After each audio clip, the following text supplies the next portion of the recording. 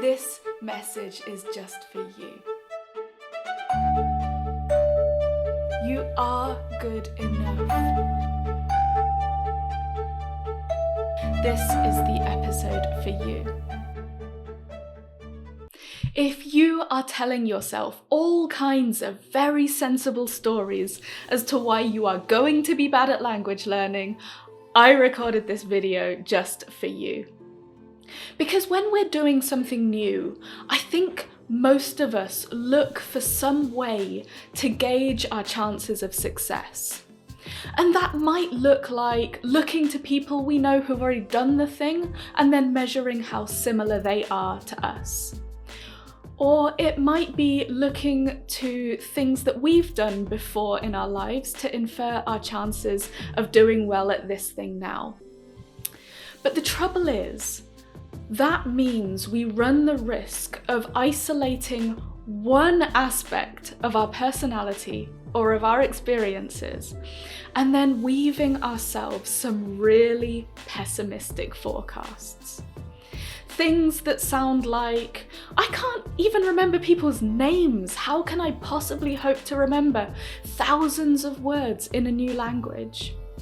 Or, I studied French for 10 years at school, and yet I can barely string a sentence together now.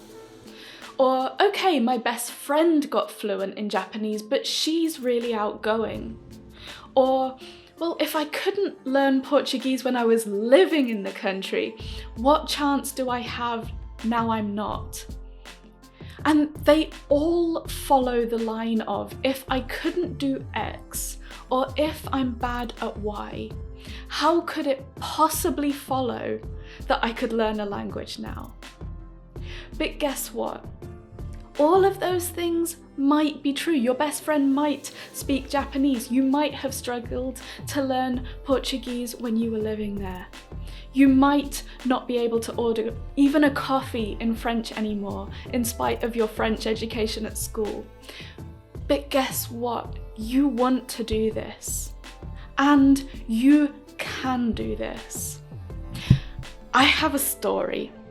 I had the Language Confidence Project podcast, so that's the podcast that these videos come from, planned for about a year before the pilot episode came out. But recording it was this whole epic mental battle. There were really quite a few major roadblocks. Firstly, I found it so jarring to hear my own voice. I hated it. It felt so icky. Hearing myself back, I could literally feel my skin crawl. It was awful. And secondly, I was really intimidated by my editing software. And the harder it got, the more I started avoiding the core things that were upsetting me. So every time I set aside time to record, I just ended up planning or scripting more episodes to the point where by the time I actually released the pilot, I drafted almost 150 episodes.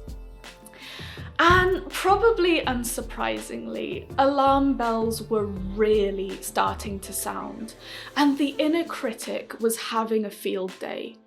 Because every day she'd appear like, so you really want a podcast, but you can't cope with the sound of your own voice. You're apparently allergic to audio editing. You know, just all the things that make podcasting. Have I got that right? And I went from being so sure that what we needed was a bit more language confidence in this world to feeling like the whole endeavour was just beyond my capabilities. That thing that gave me butterflies for a year, that thing that I was so excited about and so sure that I could bring to the world, I came pretty close to killing it with logic. But here's what I was missing.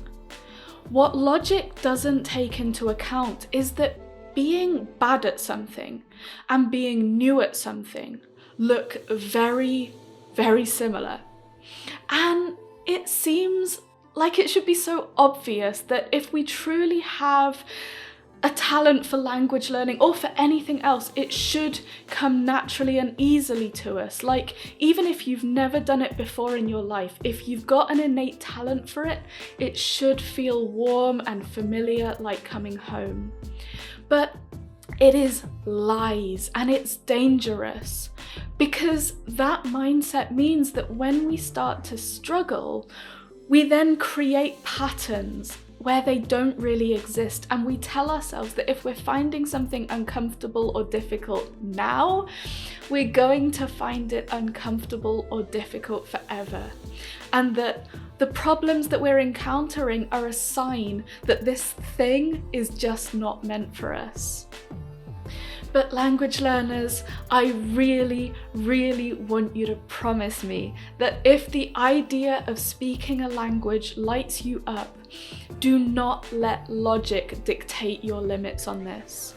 If you go down that rabbit hole, you will find so many reasons why learning it should be impossible. If you look for signs that it won't happen, you will find them. Both because, one, your brain is infinitely creative and will make all sorts of outlandish connections to suit its own cause, and two, because language learning encompasses so many skills. So it's pretty much a certainty that you won't consider all of them your strong suit. But the other side of the coin is also true. Language learning encompasses a lot of skills, and although it's pretty much a certainty that you won't consider all of them your strong suit, you will definitely consider some of them your strong suit. So don't head straight to your weaknesses and what's going wrong. Look to your strengths and find signs that this might go right, that this will go right. Set yourself a treasure hunt of all the glimmers that give you hope, and trust that no matter what, you will carve out a path that makes this doable for you. This is possible. It's not a pipe dream. People like you can do it. So go and do it, and don't let anyone, including the inner critics in your head, tell you that you can't. Good luck, language learners, and I will see you tomorrow.